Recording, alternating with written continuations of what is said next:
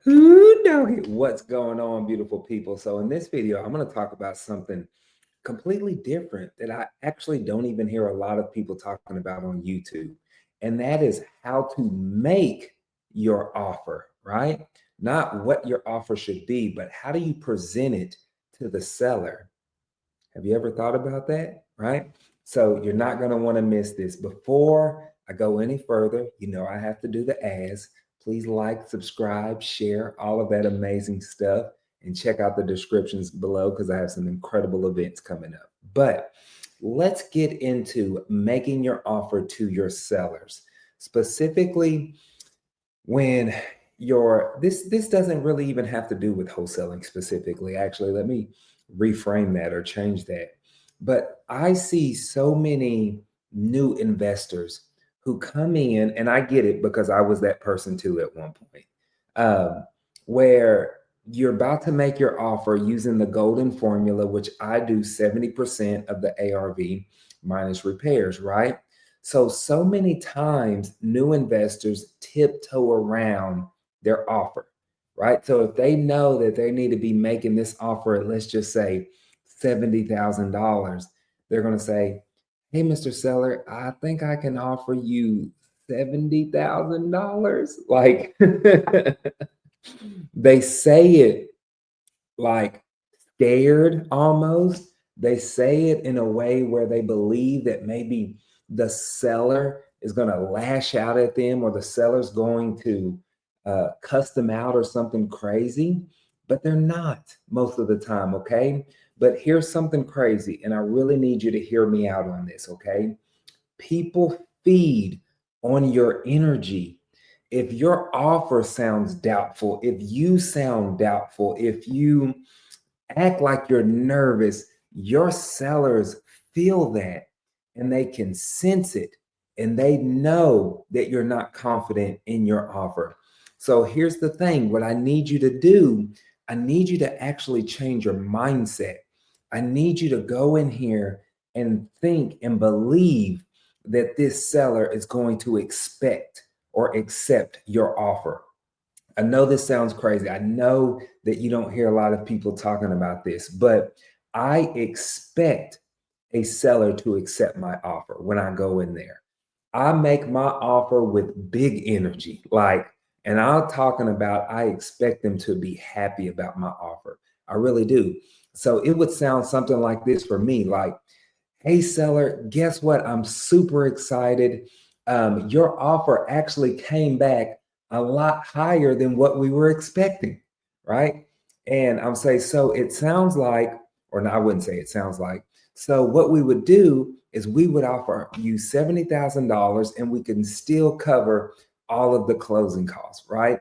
I'm saying it with enthusiasm. I'm saying it with joy. I'm saying it with expectation that they're going to be happy about my offer. So you really have to sit and ask yourself, how are you presenting and delivering your offer? Are you delivering them from a sense of expectation, or are you delivering them from a sense of scarcity, thinking that they're not going to accept your offer? Because I promise you that's playing an outcome on it. Now, as a kind of bonus to this, I want to tell you that it is very, very rare that I actually make the offer on the very first call. I don't. So, what I would do, I would call you. We would have a conversation. I would gather as much information as I could about the property, about your situation, about what's going on, and why you're looking to sell, right? I go through this information gathering phase, so to speak. And then when I've gathered as much information as I can, I typically get off the phone and I tell the seller something like this, like, hey, Mr. Seller, I tell you what, let me hop off the phone here, kind of run some numbers, touch bases with my team, with my underwriting team, and then I'll give you a call back so that way we can discuss the offer. When is a good time I can call you back later on? Not if there's a good time, when is there a good time? Because I know there will be, right?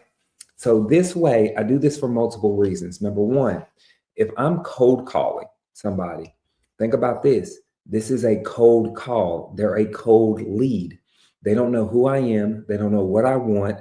They're still probably trying to figure out if I'm scammy or spammy, right?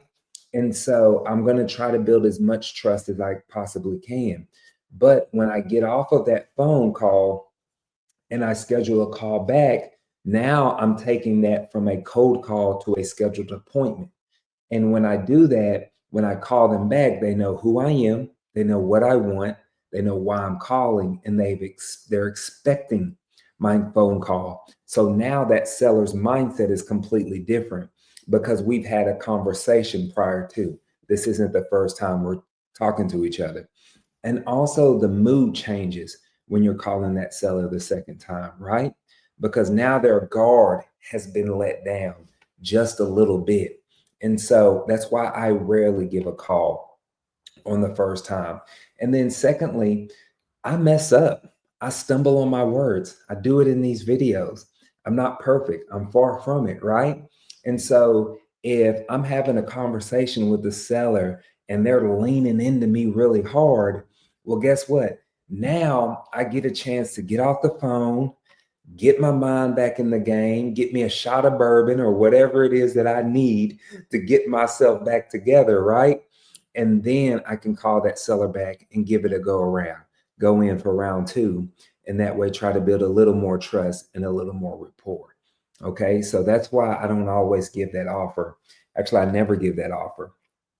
Give yourself that time to get off the phone, run your numbers. That's a whole nother thing too, right? Like you actually get to run your numbers, spend your time doing that. You're not rushing. So it's been a really good blessing for me doing it this way. Everybody's going to have their own way of doing things. You're going to have to find something that works for you, that works very well for me. And I just wanted to share that with you. So just remember, make your offers with enthusiasm, with expectation, and watch how you start getting more offers accepted. Have a blessed one.